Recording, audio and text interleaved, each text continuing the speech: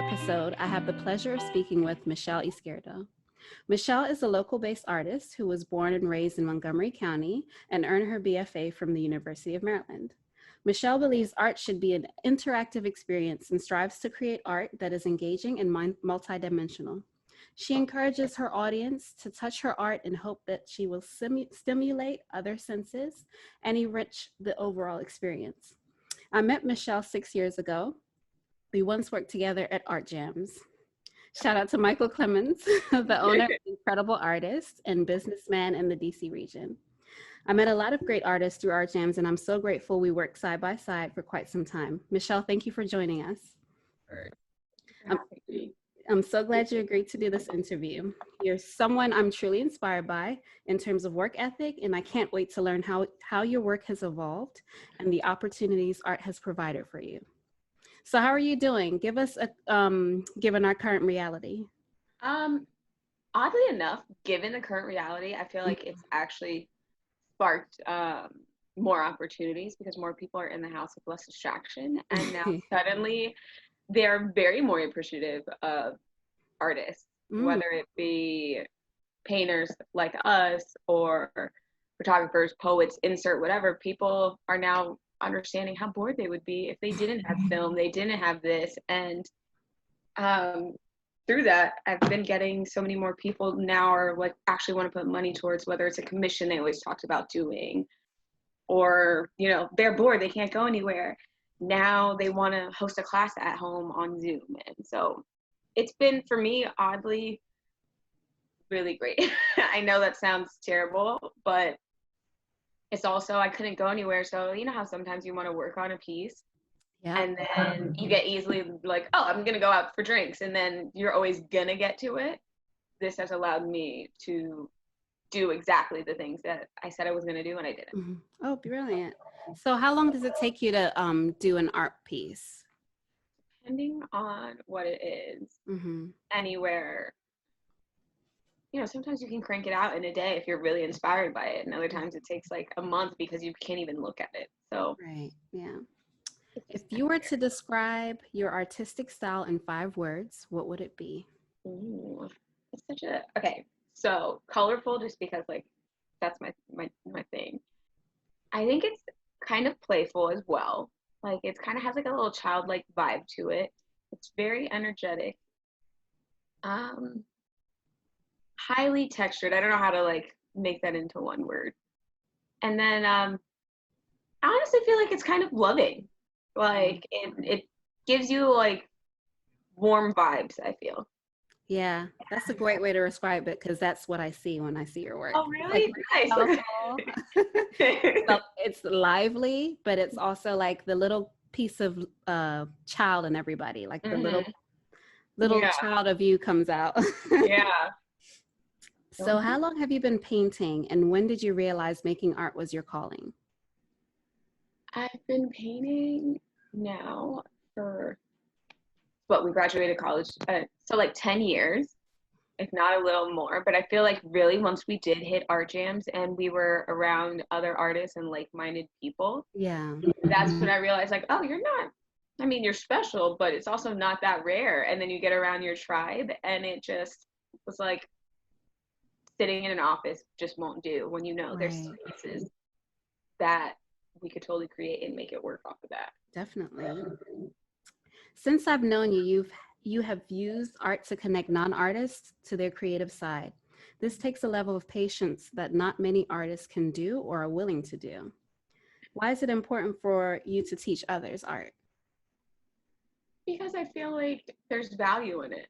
And I feel like there's this whole unspoken part of people that they left when they, you know, as they grew.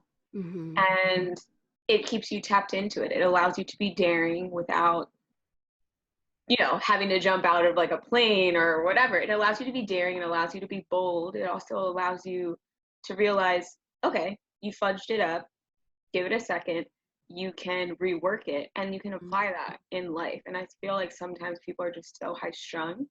Just remind you like all this, none of this is really permanent. So just like, so.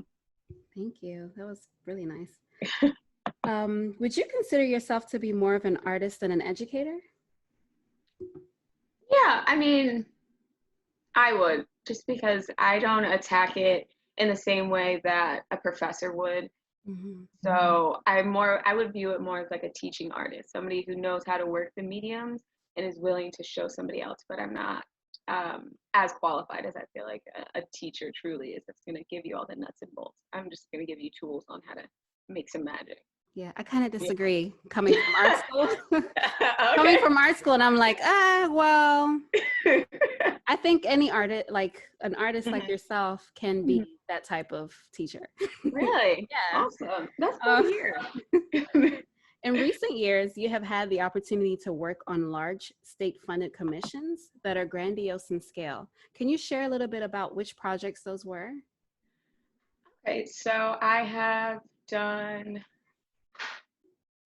so it's like a mural project that I've done in Silver Spring, and this year will be the third year running of doing it. Already? Yeah, isn't Oh, that wow. insane? Yeah, That's I literally insane. just had a meeting with a couple of other artists that I do it with, and so it's a holiday tree or a community tree, Mm-hmm. since we keep it very vague, so that way every walk of life can enjoy it, and if that's not their religion or their background, they can still just look at it as a pretty art installation. Yeah.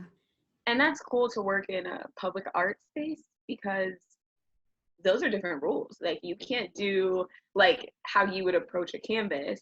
No, Yep. it's not free for all. You can come up with an idea and then the city has to approve it, the property manager has to approve it, just to make sure they don't want to offend anybody. They don't want any problems, but also Mm-hmm. like an artist to try to, wrangle it in. That's the hard part because we just see like, oh, large scale and this is the budget. We can throw all this at it. And they're like, no, bringing it in crazy. Yeah. So that's been cool. And the first time that we did it, we did like, it was a community style base. So it was like everybody together. Mm-hmm. And then last year it was just, it was a light show, which was really cool because I'm big into light.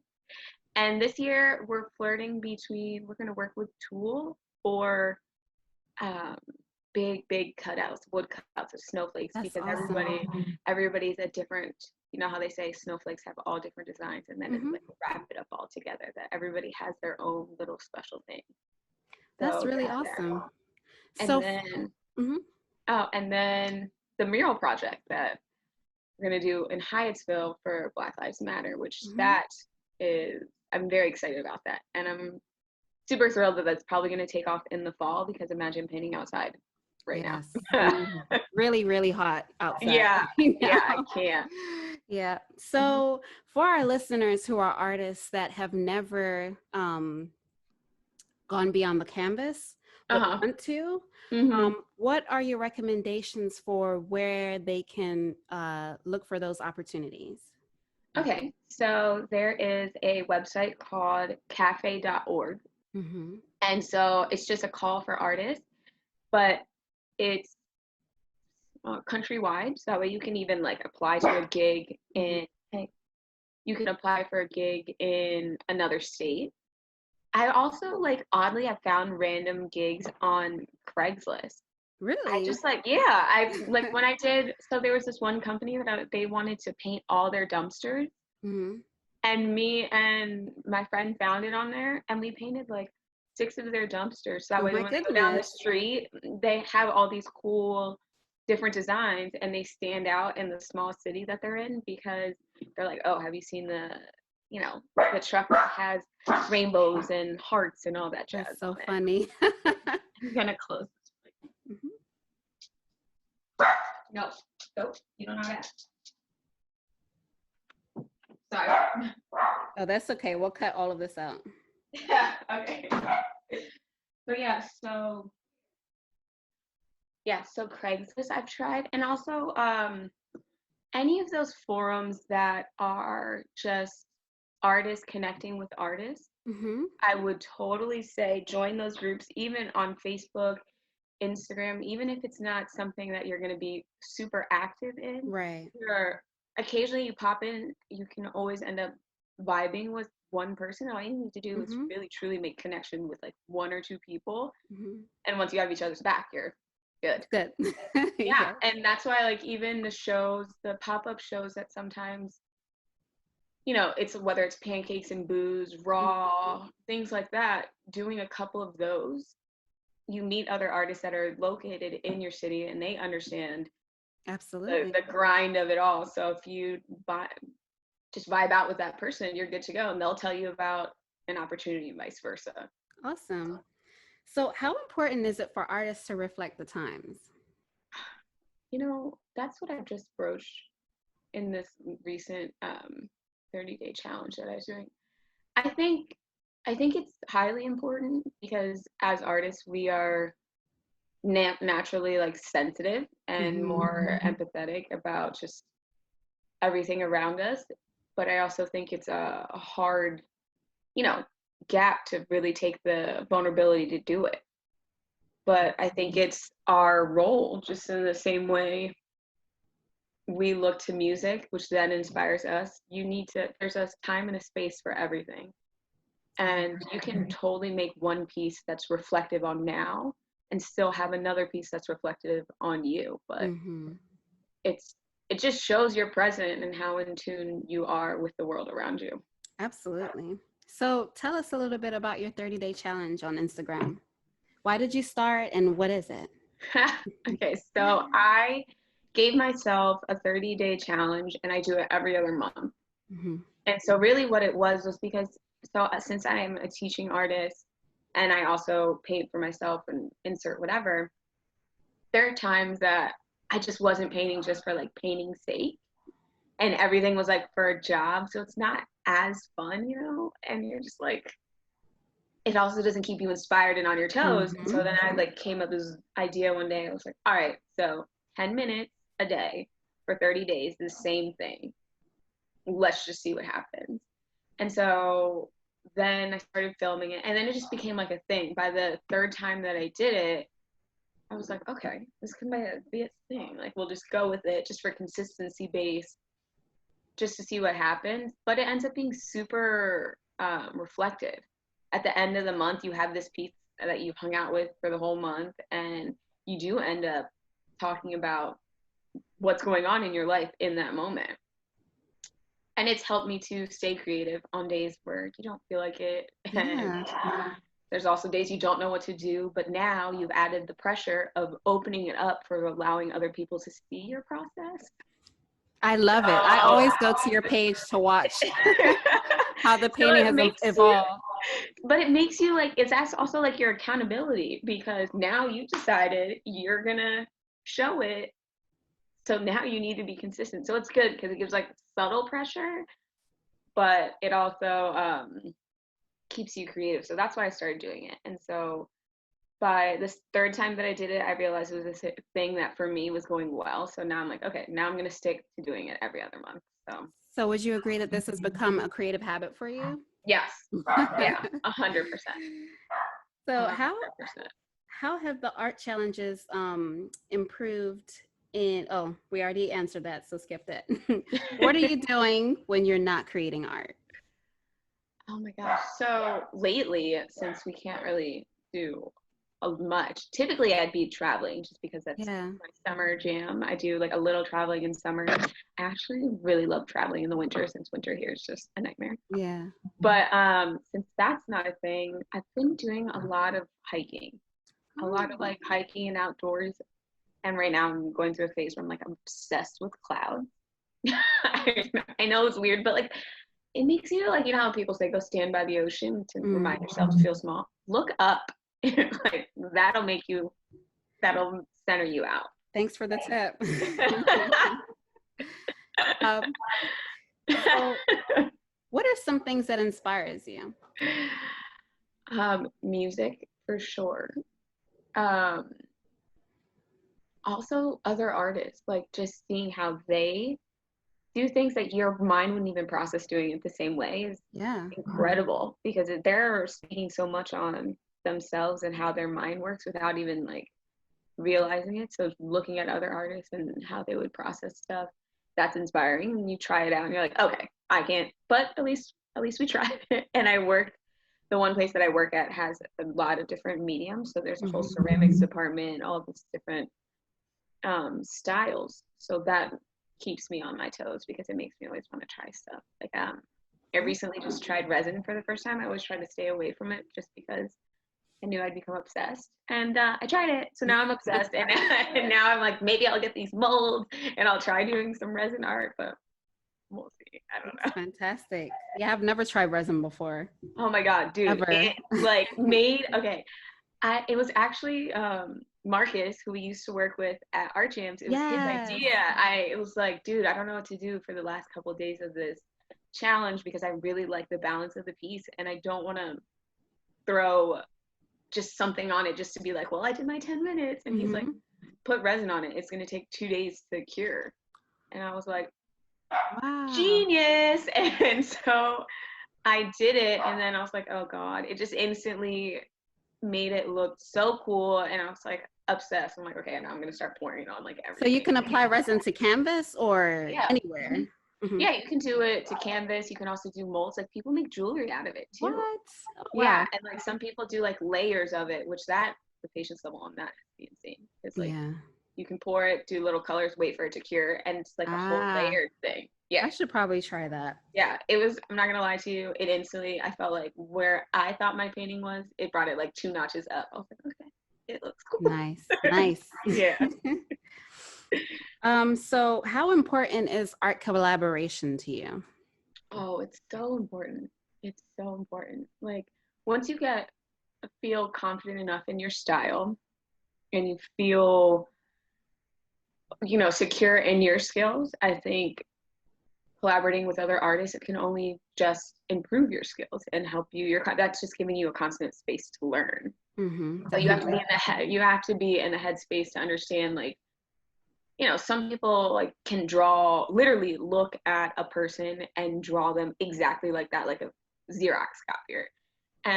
But that might not be your strong suit, and vice versa. You just have to make sure it's not a competition and that you're in the headspace to understand it's just like you're going to learn from this person and vice versa.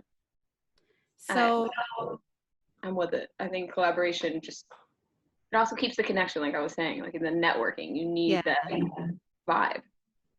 I was just about to ask, how do you network through people? That's another question that I wanted to ask for my listeners who have incredible work and are doing their thing as far as being creative. But if they really want to be able to have a group exhibition opportunity or to maybe meet other artists, where should they go and how should they go about doing it?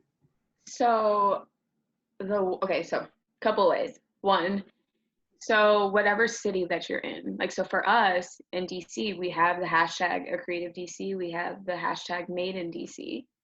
Also, we also have the hashtag Black Girls Who Paint. So depending on whatever your tribe is, follow that hashtag. You can like other artists. You can also message them when they create something that you like, and then you start a dialogue. And then once you start that dialogue with somebody and they know that it's coming from a genuine place, you're giving them the same way that they're giving you, the opportunity just rolls there. And that's just in this climate, since we can't really go to events right now. But I every day I take, during the work week, I have like a certain allotted amount of time that I spend where I'm going to different hashtags and I'm liking people within that, even if it's like shooting a little small message. Those little things just help build community and opportunity, I feel. Great. What's the best advice you've ever been given? Ooh. I mean, honestly, it's just being, confident in your skill set. And it takes so long to understand like what that means, especially when you're an insecure artist and you're trying to like find your way. And then when you do find your way, you're still going to find insecure moments. But it's just trusting your own skill set and knowing that what you create is unique because it's coming from you. And without you, that wouldn't be there. And there's power in that. Definitely. Should all artists have a website? Yeah, even if it's a shitty one. Like, yeah, because different generations get to you through different things. So if it's me, I wouldn't have a Facebook page, but all my older clientele Have comes to Facebook. me through Facebook. And then there's a whole other group of people that only get to you through your mailing list, through your website, that they like. So you need all the mediums, the Instagram, the this, the that, just because there's going to be a different facet of people that respond to different things. And that's just giving you more and more opportunity for communication. Great. So we talked a little bit about some of the materials you use, but what other materials do you use other than resin? And is it acrylic paint that you work Yeah. with, or do you dabble in other types of mediums and materials? So I've dabbled in glass. I've dabbled in, I like building the surface up. So I do sometimes do collage work and things that'll make it textured and raised, because I do like the idea of like when you're, because you know, some art settings can be super stuffy and you see something and someone made something and it's fuzzy and you want to touch it. And so Yeah. I like doing stuff like that that makes people like want to steal a little touch or um, grab at it. So I do play with textures that it can be any found object, because I've worked with shells, I've worked with crab shells. It's just really what appeals to me at that moment. How do you know when your art is done? When you don't want to do anything else to it, where you can't even, you know what I mean? Where you're like, if I put this dot, I don't know if it's going to mess it up. And so that should be when you call it quits, when you're just like, I can't even think of the next thing I would add. How important are titles to your painting? Oh, I hate, that's my least favorite. Like if I could just be like, this is number, 20, Untitled 20, I would do that. But some people say it's important. That's my least favorite part. Yeah. That and logging all the hours to price it out.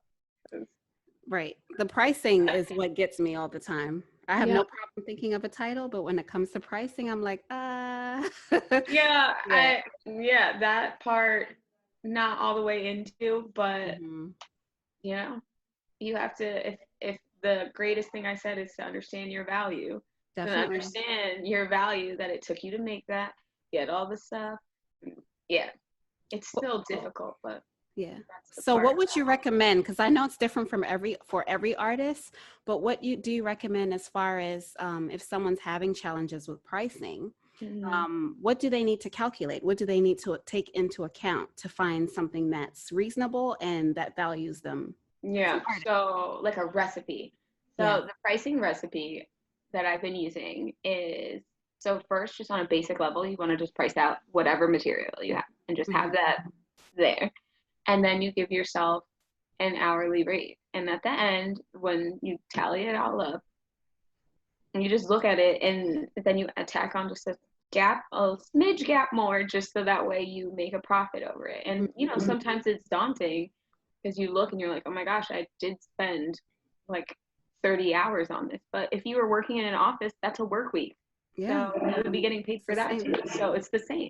Yeah. And sometimes you have to start. So you have to Exactly. So it's just, that would be the recipe. And if you don't want to go over a certain price point, and you want to be somebody that, because I know one artist that he doesn't sell anything that's over $300, but all of his work is within a certain size, so that way he can keep it cost effective, but also he's creating on a scale, and he doesn't have to worry about like, oh, I'm going to ask you for $2,000 or something, because he kept it at a small little size. So those are some options.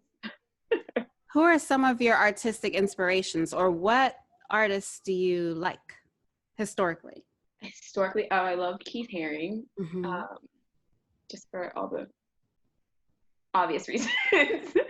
I always like Georgia O'Keeffe just because of her color scheme.